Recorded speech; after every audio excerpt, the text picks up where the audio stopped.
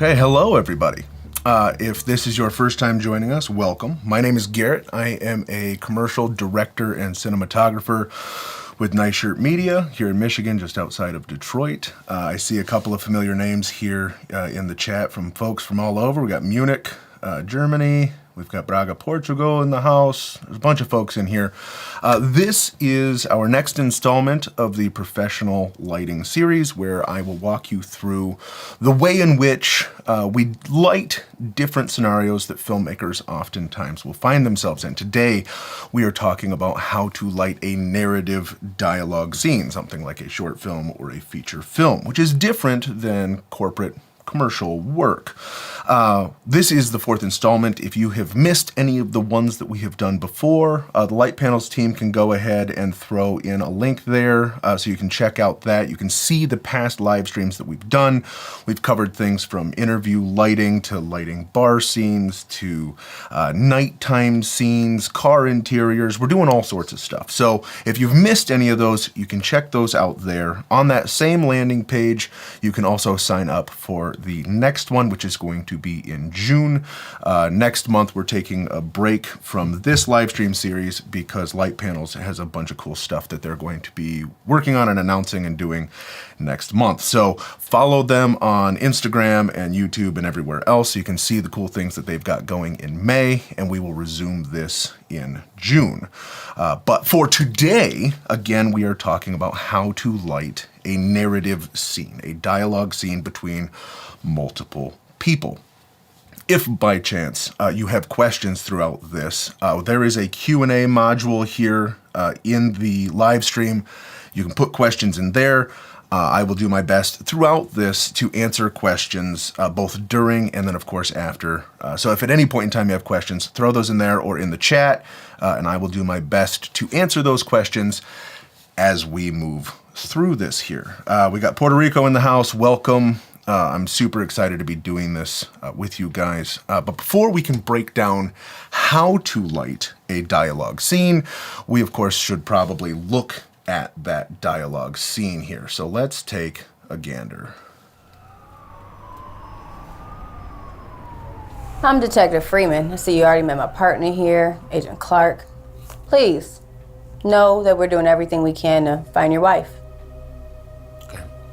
Mr. Copeland here believes that his wife has been kidnapped. So I already told this guy everything. My wife should be home by now.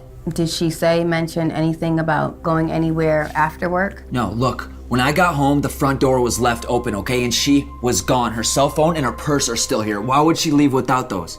Come on, she probably forgot it. No, that doesn't make any sense. Okay, Mr. Copeland, we're here to help you, okay? So any information you can give us will help us find her quicker. Listen, does she have any friends, family? I don't know, anybody that she may have gone with? No, she doesn't have any friends. She's always by herself. We found something!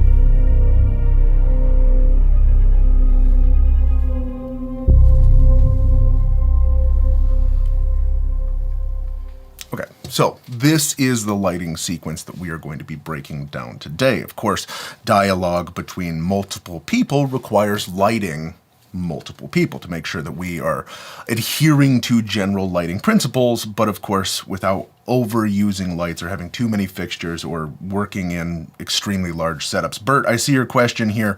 It's a good question. Let me circle back to that a little later. We did do an episode on interview lighting, but we can talk specifically about with televisions in the background and screens and that kind of thing. So let me circle back to that question. We'll start here and then remind me of that a little later on.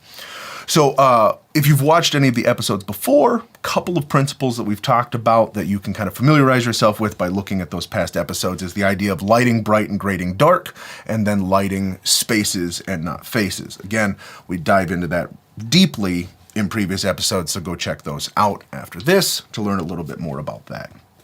But when we're lighting a dialogue sequence for narrative fiction, right? When we're talking about a movie, a lot of people believe that you need to start with a 3-point lighting setup because if you go to film school or you have any sort of corporate background, that is something that is beaten into you from a very, very young career start, is that everybody needs to be lit with a 3-point background. Which, when we're working with narrative work or dialogue work, that really isn't the case. We can use the principles of 3-point lighting, but you shouldn't feel as though you need to have 3 fixtures on every person at all times, right? This is a great example. This is a dialogue scene between 3 people, which would mean theoretically I'd need 9 lights, which is just too many fixtures, especially when we're talking about a small residential space like the one we're working in here, right? We don't have super tall ceilings, so we're not able to get lights as high as we would normally do in a studio environment or a soundstage environment. So we need to be very judicious with where we put lights and how those lights then function. The reason why I say that the principles of 3-point lighting are important is because they help separate our subjects from the background environment that they're in. So we need to have a key side and a shadow side, right? And we also need to make sure that we have some way to separate our foreground from our background, which we can do with things like the way that we use our depth of field, right? A shallower depth of field is going to pull our subjects off of that background. The lensing that we choose, wider lenses are going to kind of increase spatial distance than more telephoto lenses, which are going to compress that visual perceived distance. Things like that can go a long way. In addition to, if we are going to have a very contrasty or dimly lit foreground, having a brighter background is going to give us tonal contrast between those. Just as though if we have somebody lit very bright in the foreground, having a more dim background is again a way that we can create those separations. So as we're looking at the way that we break down these lights today, keep in mind that we're not going for 3-point lighting, but we are trying to focus on making sure that there's face contrast between a key side and a shadow side. And of course, we do want to separate our foreground from our background.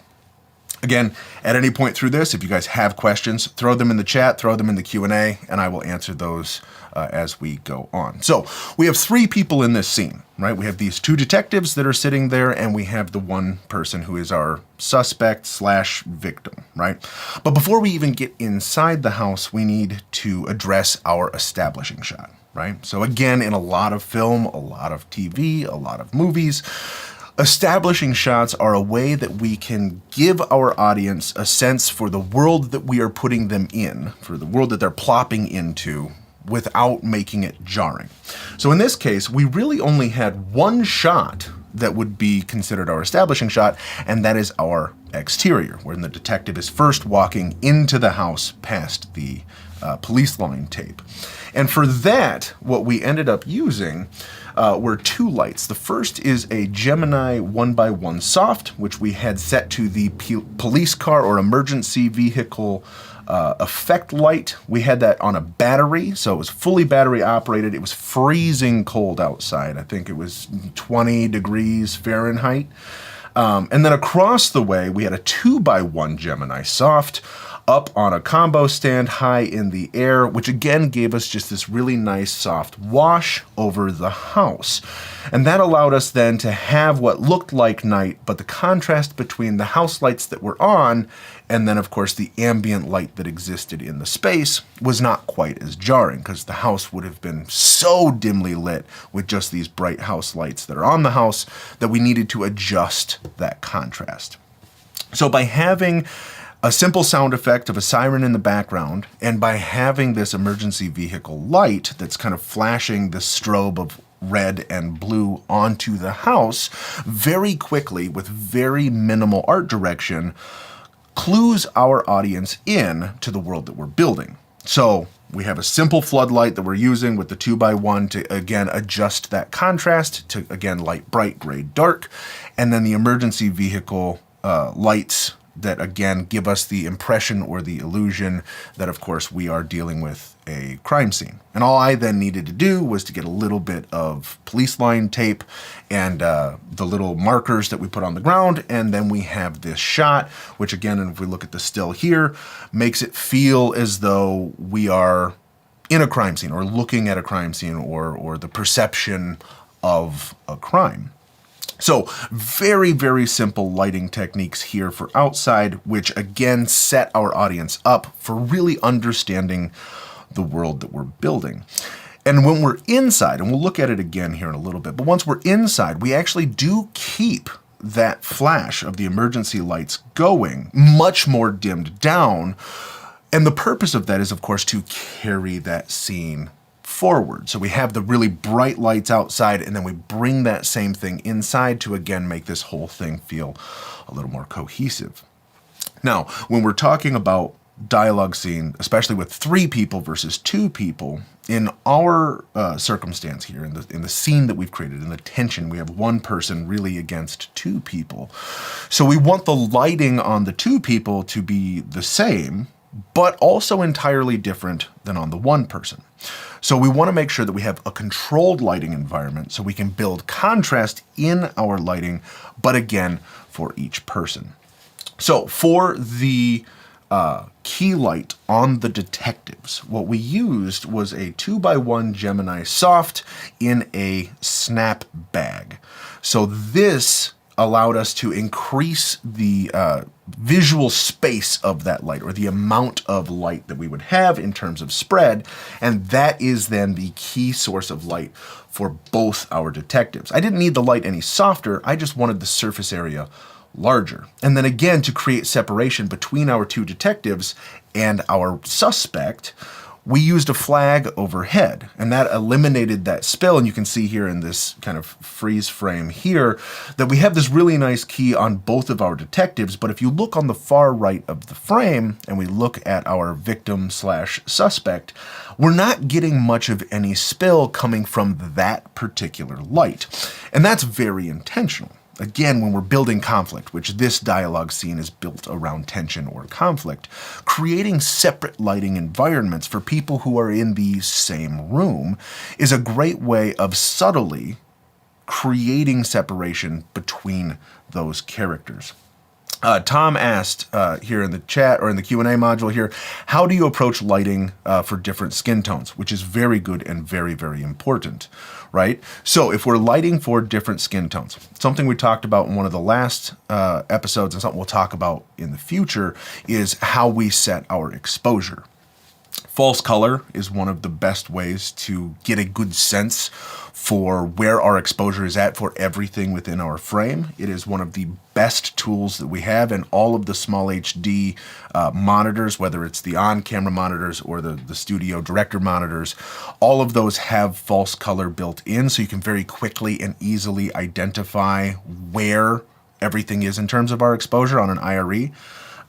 So when it comes to lighting different skin tones, what we're looking for is to have our skin tones hit that 60 to 65 IRE within our false color spectrum. So regardless of the complexion of the talent that you're working with, if that talent's skin tone is living within that 60 to 65 IRE, that's going to give you the best exposure for skin, regardless of complexion. And then, of course, you can adjust the intensity of your light, the amount of light that you have, or the aperture of your camera, neutral density, all of those things, to then control that exposure in camera.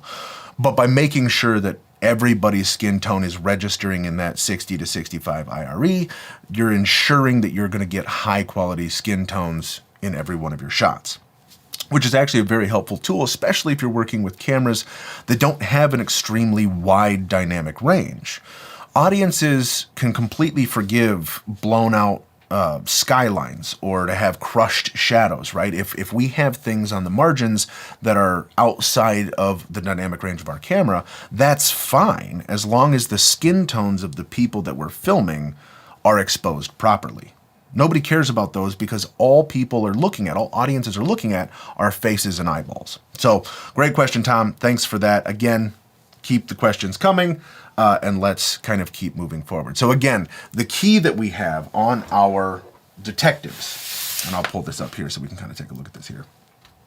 The key that we have on our detectives is this light up here, right? So this is our overhead 2x1 Gemini, and you can see how that is illuminating, and you can even see kind of the highlights here on our detectives. That is the key there, where with this flag that we have up here, it's preventing this light from spilling too far onto the top of our subject. Okay, you'll also notice, by the way, that we have some practicals in the scene here.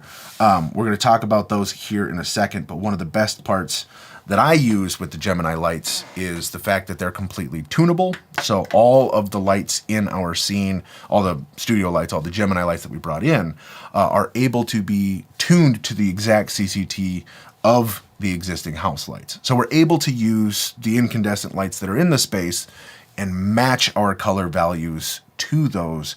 So that way everything kind of feels as though it belongs kind of in the same space. So the next light that I want to talk about here is the key light that we are then using for our suspect slash victim. And that light is a 1x1 Gemini soft with a 40-degree honeycomb grid on it. The honeycomb, of course, acts again as a way to direct the light, so that way that light is only hitting that subject. But what we're doing here is we're motivating that little table lamp with a light that behaves the way that we want it to give a really nice contrast to our subject. And all we then had to do was to flip the stand from one side of the room to the other side of the room, keeping that light in the same relative position, depending on where the camera was placed. So when my camera was filming toward the suspect slash victim, I'd have the stand kind of on the side of the detectives. And then, of course, when I was filming in toward the detective, we'd flip that stand over to be on the same side as the victim. So looking here in this shot again, you can see that then this light here is the light that is giving us this really, really nice light around the side of the face here, which is emulating what this light is trying to do. So it's a great way of building visual contrast, which you can kind of see here, right? We have this really, really nice soft key on one side and this really, really staunch contrast on the other side, okay? So now that we have kind of our two key lights set up, we used the environment that our subjects are in to help sell that background separation. Because again, we're not talking about three-point lighting. Three-point lighting is not really what's important. But for instance, if we look at this shot here, right, we are shooting on the shadow side, which you should always be shadow side when we're talking about contrasty lighting. Camera should be on the same side as the shadow, opposite the key, wherever possible. So we have this really nice soft key that's coming down here, and that's all coming from up here, which is from that 2x1 Gemini, and a little bit, especially in that catch light or that eye light on the side of the detective's pupil there, which is coming from that practical. Opposite that, of course, if we then look at this, we have this really, really nice soft key light opposite our talent, which again is presumed to come from this practical, when in actuality it is coming from that 2x1, or I'm sorry, that 1x1 sitting right here. So this is what's giving us this beautiful contrast on the face here, and then you can see in the mirror here, this is what's giving that beautiful contrast across the face here. Now, something to note, of course, when you are filming with mirrors, mirrors are a way of extending a set visually, but also will duplicate or reflect the exact kind of light that you're putting into that scene. So wherever you have a mirror, you need to make sure that you understand the relationship between that mirror and your subjects and that mirror and your lighting fixtures, because there will be spill and there will be light that moves and bounces and reflects off of that mirror. So understanding how that works in a space is important. And then of course you can simply wedge or shim mirrors to kind of slightly change the angle or directions of them against a wall if it's giving you light in spaces that you don't necessarily want.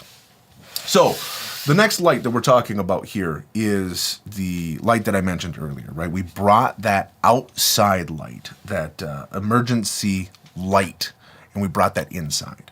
And we didn't need a lot of it, we just needed a little bit of that, but that is a 1x1 Gemini soft that we have tuned to that exact strobe count and the red and blue that we wanted it to be. We didn't have the light very bright because we didn't need a whole lot of punch coming from that light. You can see there it's set to 15%. But then in this shot, you can see that it's just giving us a little bit of that flashing in those shots. And that then helps sell the extension of what we're actually building here. Now, that room just happens to be on the complete opposite end of the house from where we started, so that light actually wouldn't be in that place. But of course, because there is no spatial continuity for the audience, we can then help push that and sell that and make that all feel as though there is this active scene, even though this entire scene has a grand total of 4 people in it. So let's break down a couple of these shots here, and then what I want to do is I want to go back through and show you guys the scene again. And this time I want you to kind of pay attention to how that scene is lit. So if we look at this real quick here, we can see a couple of things. This is kind of the wide view of this setup here. And this, again, this is our 2x1 with the snap bag. We have kind of, I believe it's a quarter stop of magic cloth over the front of it, because again, I didn't need to diffuse it anymore. I simply wanted to make the surface area larger to illuminate these 2 people as best I could. And I put the light directly between them, and I kind of put each of them pushed to either side of that light, so that way both of these actors would have a shadow side and a key side. Again, this flag here, which is just on a C stand with an arm coming off the end, all this is doing is this is eliminating this light from spilling anywhere beyond this, right? We're catching a little bit in the mirror, which is going to come back here, but again, that's coming from the same side as this 1x1, which I'm using as the key light for this subject. So I'm fine with that spill that's coming from there. And either way, the purpose of this particular key light is to enhance, or to what we would call motivate, this existing table lamp here. There's another can on the ceiling kind of up over here, which you can't quite see because it's out of frame, but those are pointed into the background here, and that's to illuminate these cabinets, because these cabinets kind of fall into nothingness if you don't have that there, which again is what creates separation between my subject and the background. So you can see here, like obviously we're on a pretty deep dark shadow side on this side of our subject, but because the background is illuminated and light, we have a really nice separation between that foreground and background element. And again, same here. This is much more bright than it is with our subject, because our subject, of course, is wearing all black, has a darker complexion, where you can see kind of in here, if the background was entirely dim like it is here, this shoulder would be entirely lost in that space, right? Our subject be falling into that background. And we're at a relatively tight aspect ratio, or not aspect ratio, I'm sorry, aperture here. I believe that we've opened this up to about 2.8, which is pretty shallow in terms of shooting kind of narrative work. Most narrative work is somewhere between 4 and 8, kind of living in that 5.6 world. So this is pretty shallow, but again, building that separation off of our background. Bert asked, what's the color temp for this scene? It has a greenish fluorescent feel. Yeah, so that's all done in the grade. So all of the lights in the space are incandescent lights, which are going to be living in that 32 to 3600 Kelvin range. So we took a color read off of the incandescent bulbs we had in the space, and we color tuned the Geminis to those, so that way we could match that perfectly. The walls are all completely white and gray, so they weren't giving us any casting in terms of color casting. And then in the way that we graded it, we wanted it to have this kind of Fincher-esque feel in both the way that we lit it and then, of course, in the way that we graded it. And Fincher is the king of the mustard yellow and green Fight Club-esque color grade.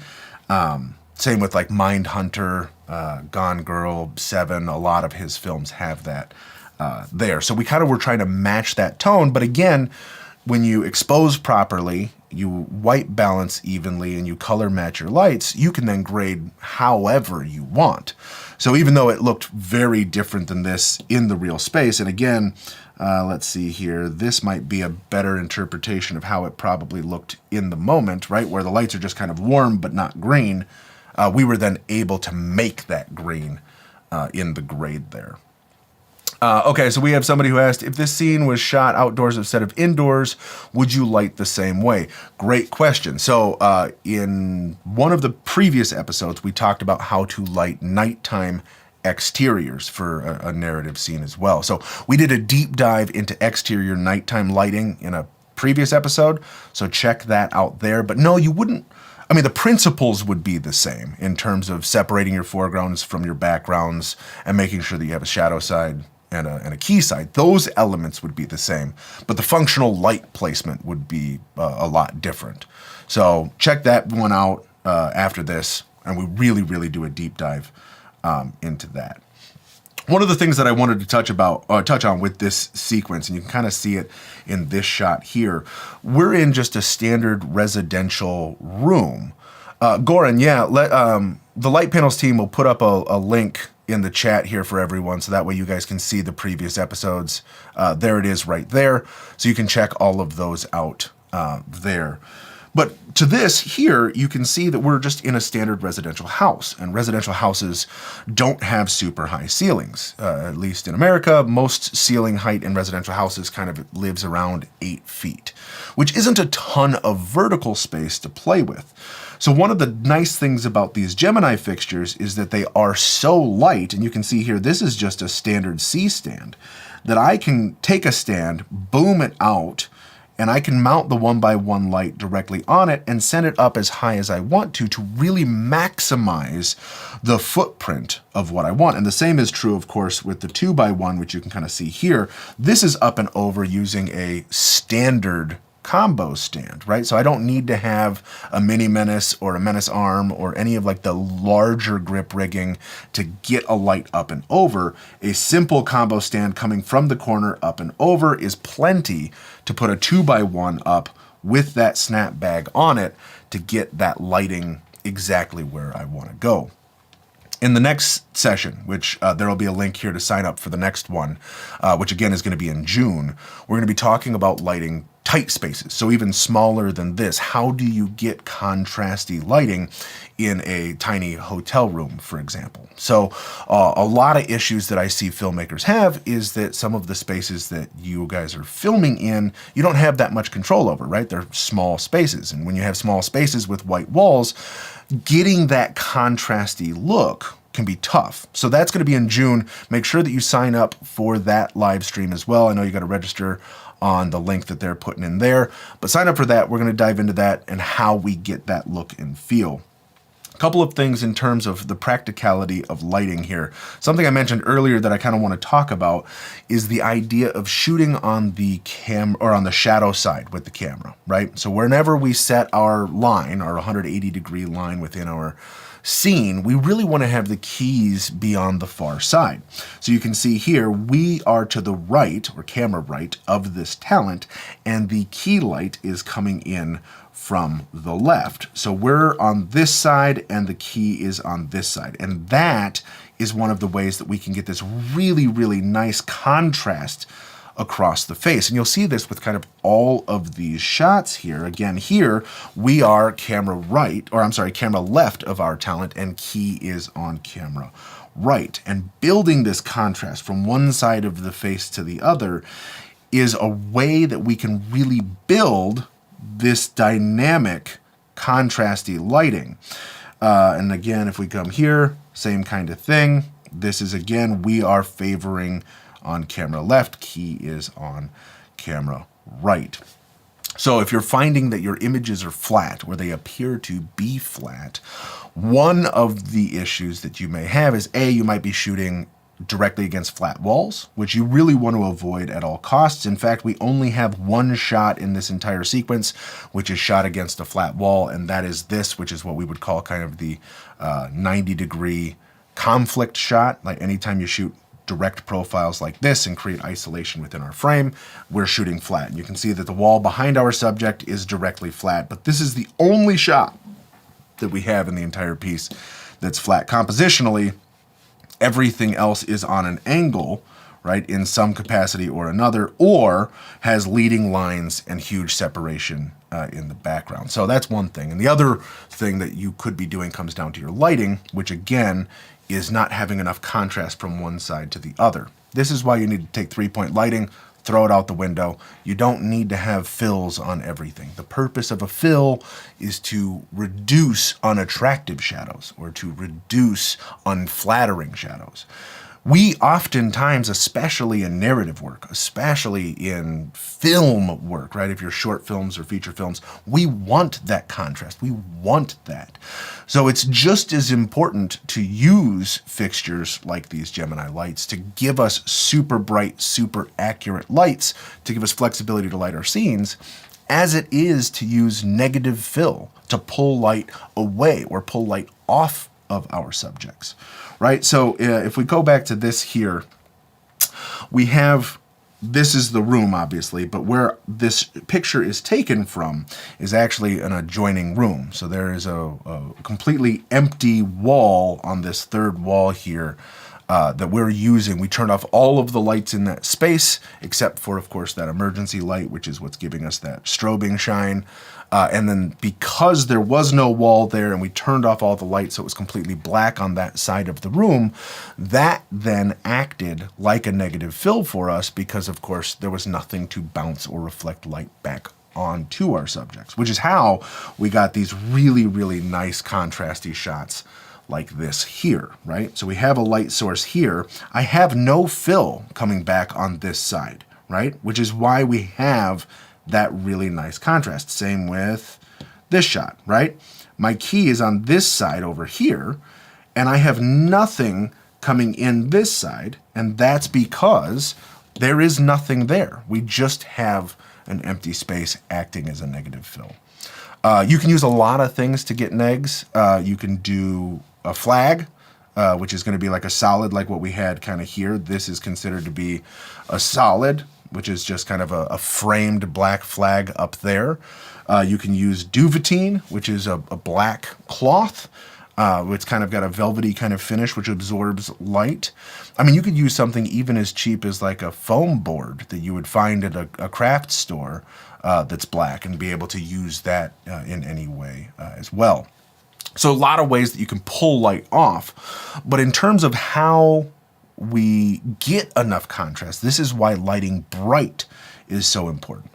Even if you just have a camera that can shoot at any ISO, right? So a lot of the mirrorless cameras, especially the stuff coming out of Sony, can shoot at incredibly high ISOs. The issue isn't always with the camera sensitivity, it's really the behavior of light. Something I tell all of my film students is that whatever your budget is, always buy the brightest, most accurate light your budget can afford. Because the light, the more bright a scene can be lit, the more control you have over how that light then behaves. And everything in this scene was shot with the 1x1 and 2x1 softs, but like for instance here, this is the 1x1 hard that I have here, and this light is actually 5 times brighter than the 1x1 soft. So this light is even much more bright than the others, but anytime I want to modify the light, anytime I want to change the behavior of that light, I can adjust and tweak and change that because the behavior of the light is far more important than how sensitive your camera can be. So buying a super bright, super accurate light is going to give you a ton of control both in how you modify those lights and then how those lights then in turn behave. Thomas says, if the 2x1 soft was between the two detectives, how did you block them so that it hit on opposite side of the male detective's face? Great question. So that could probably be answered best here. So we have probably 5 feet of space between my two detectives here. And you can kind of see, I mean, it's kind of a wide angle lens here, but this rug is a 6-foot rug and we're on one side of the rug here and we're on the other corner of the rug there. So they're about 5 feet apart. And so we placed this right between them, and we can see that light better kind of in this shot here. And then again, by using that snap bag over the front, we were able to control some of that spill coming off of them. So the reason why the key on this side is so strong in the same direction as the key on this side being so strong is because of the proximity of our male detective being to this light here. So if we look at this shot here, The way that the 2x1 Gemini is behaving is it's giving us all of this really nice top-down lighting. We can kind of see it coming across the bridge of the nose and kind of across the face here. But the contrast between this side of the face and this side of the face is that our head is tilted away from this overhead source, and the table lamp is right off camera here, like within 2.5 feet of that detective. So that's why we're still able to maintain a key on this side, in addition to with my female detective also having the key be on that same side. The other thing to take into consideration when we're talking about this shot here is the fact that our overhead is being somewhat duplicated here from the lamp side of the table through this mirror. So while we're getting this top down from the 2x1, that 2x1 is also giving us more life through the mirror on that side, which is why we're getting kind of doubling down on the key side of our male detective, and then of course on our female detective. But getting to one of the questions earlier, which was talking about exposing for complexion, the female detective has a lighter complexion than the male detective. So when we're doing the singles, when we're shooting singles, right, one shot and the other shot, we're adjusting our exposure to making sure that that exposure works for both of them. So for our male talent, having him on the same side as our lighting fixtures and lighting sources allows us to have a brighter key beyond him than the female detective, who has a lighter complexion, being further away from those sources, but still able to get that to behave in the same way, right? So those are all things to consider when you're lighting, but that is an absolute great question. Okay, so if the practical wasn't there, you might augment that soft for him. Yes, 100%. If we did not have the practical in the space, right, to motivate that light, 100% we would need to adjust or skew our lighting setup to get that to behave the same way. By the way, practicals are a great way of building, using as kind of like the foundational building blocks for a scene. So whenever I go into a space and I'm trying to figure out how to light that space, the first thing I do is I go into a space, turn everything off, because I want to then see how much light control I have in the space, because there are some things that we don't have a solution for, which may be like really high windows, sliding glass doors, those kind of things, which then just natural ambient light is going to be coming through. And so I need to account for that first. Once we have that, then we talk about house lights, right? Which would be can lights overhead. If you're in kind of a corporate office setting, any of the overhead kind of existing lighting that's in that space, I turn that on to then see how much of that I want or I don't want. Then you bring in practicals. You will never see more lamps in a space than you will in movies. One of the many things that you'll find is that like nobody in real life uses as many lamps as you will find in the set dressing of films and movies and TV. It just doesn't exist. But audiences don't question it because we can strategically place those practicals within our scenes in a way to then create the illusion of sources existing for the lighting setups that we're creating. So like there is no way that this little table lamp is going to be able to illuminate all three of these characters in the way that we have them lit. But because we have that table lamp and it is in the scenes and we're able to then see that, even if it's just peripherally, it then allows the audience to say, okay, that's why all of these people are lit this way or why they look this way, right? So those are all of the things that we need to very, very strategically place. And then once we have the source lights, we then have the house lights, and we then look at our practical lights. That's then where we come in with our studio lights, and we can then create the looks that we want. So quick recap here, and then we're going to watch that sequence again here. And this time, when you watch it, pay attention to the lighting. Pay attention to how it behaves within the space. So our 1x1 here, which is our key on this guy, has a 40-degree grid on it. That makes it a very, very tight beam angle. So this light really is only illuminating this space. Nothing else is really getting hit with that light. So, because of course I don't want this spilling onto these two here. Their key, of course, is here, which is what illuminates them. And we flag this off so that way it cuts this light off. So it's really only shining in kind of this direction here. Understanding that this mirror is going to replicate some of that. And we are going to get a little bit of backspill or spread coming from this area. But I don't really mind that, because of course that is where our practical exists, right? Which is this guy here. So by having this light and this light all kind of bringing light onto this subject is fine. We just didn't want this light to be casting light down onto our subject. And that's then how we're able to then build this kind of look here, which is this very dramatic side light, where on our detectives, we have a much more kind of vertical wrap coming on our lights here. Okay, so another question here. How come you came to the idea of the perfect design? So for this lighting sequence, I mean, obviously we were very inspired by kind of David Fincher and the way that he goes through and lights things. So I kind of crafted the overall look just based on the fact that I knew I wanted it to be what we would call high contrast lighting. So we added a little bit of candles back in here. This was not an operational fireplace, so we couldn't light a fire in there. Otherwise I would have. But, you know, sometimes we get creative. So we put candles in here to give us a little bit, because this, of course, being a black fireplace, created kind of a visual pit here. But it's all subjective to the story. Anything and everything. And this is, again, something we talk about in the previous episode, so do go check those out. But everything in terms of how we choose how to light something, or how we choose how we set dress something, or any decision that we make as filmmakers, especially when we're talking about narrative work, always comes down to story.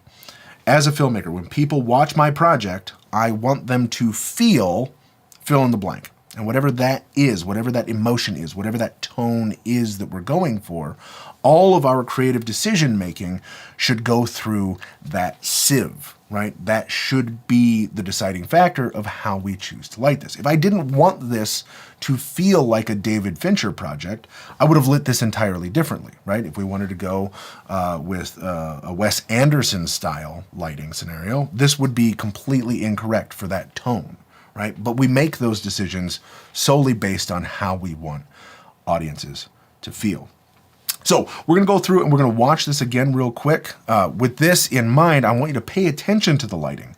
Notice how that is. Look at all of the different ways that we use lighting to craft the emotional layers of our filmmaking lasagna. And then from there, we'll open it up to Q&A and we'll talk a little bit more about how we go through some of the specifics on the fixtures themselves. I'm Detective Freeman. I see you already met my partner here, Agent Clark. Please know that we're doing everything we can to find your wife. Okay. Mr. Copeland here believes that his wife has been kidnapped. So I already told this guy everything. My wife should be home by now. Did she mention anything about going anywhere after work? No, look. When I got home, the front door was left open, okay? And she was gone. Her cell phone and her purse are still here. Why would she leave without those? Come on, she probably forgot it. No, that doesn't make any sense. Okay, Mr. Copeland, we're here to help you, okay? So any information you can give us will help us find her quicker. Listen, does she have any friends, family? I don't know anybody that she may have gone with? No, she doesn't have any friends. She's always by herself. We found something!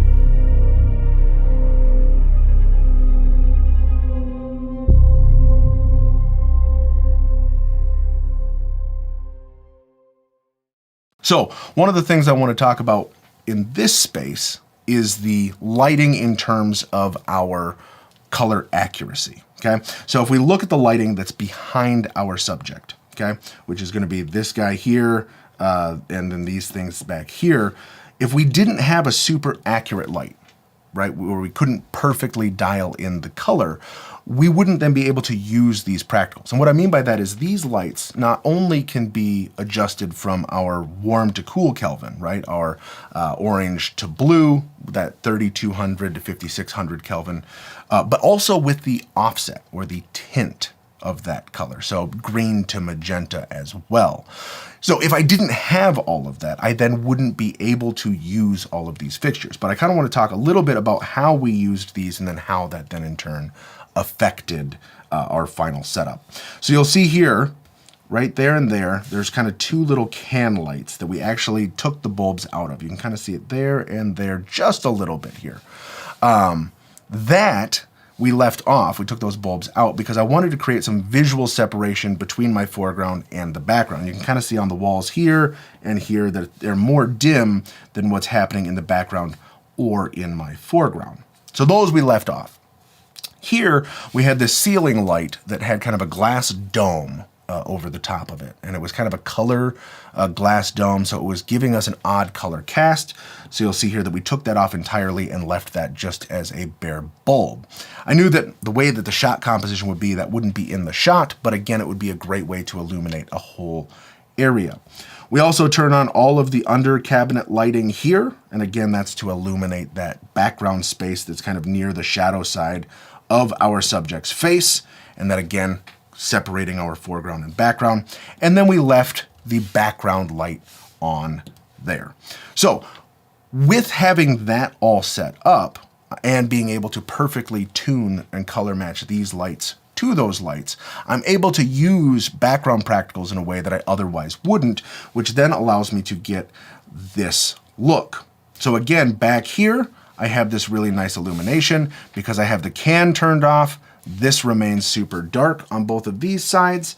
My under cabinet lighting here keeps this nice and bright. So then I'm able to have high contrast in my foreground, but still keep that separation without having to have a traditional quote unquote 3-point lighting setup. Mike asks, he says, oh, where's the cop car gag placed? Great question. So that is placed, if we come back to this shot here,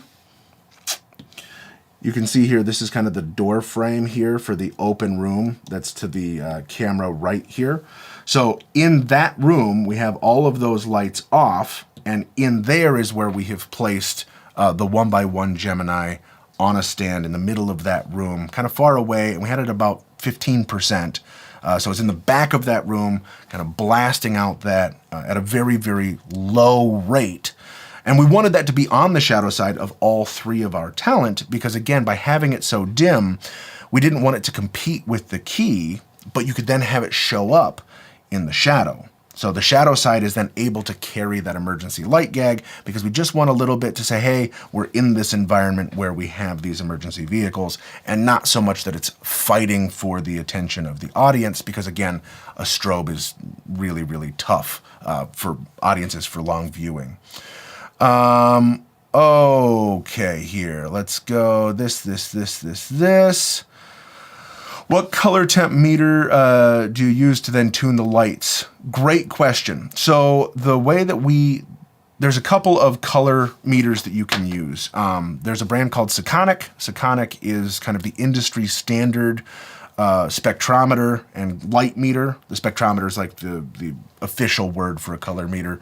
Seconics can get expensive, especially if you're getting like a dual spectrometer and light meter. So I have a Seconic light meter that I use for exposure, but for my color meter, I used one that I backed on Kickstarter years ago called a Lumu, L-U-M-U. And I believe that there's like a new version of it now, but it connects to an iPhone. So it uses the lightning connector on the bottom. It has an app and it has both a light meter and a color meter on it. It's insanely accurate. I have worked with DPs that have standard spectrometers just because I'm curious, and we would take readings together. And it's always within 10 Kelvin of a Seconic. So I'm able to dial in beautifully, perfectly colored light for relatively cheap. I believe that the Lumu is I think it's called the Lumu Power. And I believe that's like $200, maybe $300, where a Seconic spectrometer is going to be about $1,600. So huge price difference between those. But that's the color meter that I use there. Mike says, thanks for answering. Gemini 1x1 has been the best gag setting and super controllable. All of these Gemini lights are unbelievably easy to use and super, super controllable. So I have a ball with them, regardless of whether I'm using it for constant power or effect power or, on demand. And they all have these modules in them too, which we haven't really used much in this series, but we can talk about, where you can get a series of dongle modules for them to where you can make them Bluetooth compatible. You can make them wirelessly DMX compatible. You can kind of really expand the ecosystem of how you use these lights with existing tech. So if you want to have wired DMX, wireless DMX, Bluetooth, all of that, you have all of that functionality built in. So they scale really, really well too. Gordon says, can you make a hard light on the LED panel? Yes. So again, different style fixtures give you different style light behavior. The 1x1 hard, as the name would imply, does give you a much more directional light in terms of the way that light behaves than a 1x1 soft. In addition, all of the Gemini lights have these panels on them, which you can see like here. And these can give you different visual effects. So you can get different heaviness of diffusion with them. I know that they have one that's even an enhancer, which you can then, of course, make that bright or more direct. And then, of course, you can see here the panel array behind me here. This, of course, is going to give you the most direct and intense light, just because, of course, these are the bare diodes. So to answer your question, yes, this is going to give you a much more hard or directional light than you necessarily would get with the soft, with still having a lot of the benefits of it being a panel versus like a chip on board or a tube style LED. So are there any other comments, questions, concerns, things that you guys want to chat about? We're still working, by the way, on filming a bunch of these to kind of continue out the rest of the year. So if you do have ideas of things that you would like to see, follow me on Instagram. You can just go at Garrett Sammons on Instagram. That is a great place. That's where I'm most active online. So you can DM me if you have comments, questions, ideas moving forward, whether it's about this one or, again, you go back and you watch any of the other ones, or you have ideas for future ones. We do have a couple of really cool ones already planned for what's coming up, but I do want to be open to make sure that this series is tailored to things that you guys want to learn. So Instagram's a great place to find me there. You can also follow or subscribe to my YouTube channel, which is also youtube.com/Garrett Sammons. And there is a video on that channel talking about the cinematography of this scene. So we don't talk about lighting in that video, but we do talk about how and why and the application of setting up and filming a 3-person dialogue scene. So you can find that on YouTube as well. Mike says, what did you boom the 2x1 out with to get it that far? Looks like a combo, but what keeps the Gemini safe over the actors? Great question. So that is a standard booming combo stand. That is from Avenger. There's a bunch of them, but that's the one that I use. And it has about a 9 to 9.5 foot reach in terms of the output. When you're dealing with anything that's booming like that, you do have to make sure that you balance that out. So on the close side of the booming combo stand, I think we had about 65 to 70 pounds in bags that were hanging off the end. And we always make sure that it's perfectly balanced before we set it up, because we don't want any strain to be off of that fulcrum to keep everybody safe. And then, of course, heavy duty bagging the stand itself. The nice thing about a standard combo versus like a menace arm is it is, of course, much, much easier to move, set up, transport, and still be safe with. Anything about underwater lighting? That's a great thing. Let me think on that one there. They just, Light Panels just put the link to the dialogue scene there, as well as my Instagram. But yeah, underwater lighting, that is an interesting one. I'll kind of put my brain on that there. But anyway, this has been a pleasure. Thanks to Light Panels, as always, for having me. Again, the next time I will see you will be in June. Do make sure that you sign up for that live stream via the link in the chat here, because that'll be how you can get set up and registered for that event. Do follow Light Panels on all of their socials, because that, of course, is where you're going to see all of the cool stuff that they're doing next month. And as always, I will see you guys in the next live stream. Thanks.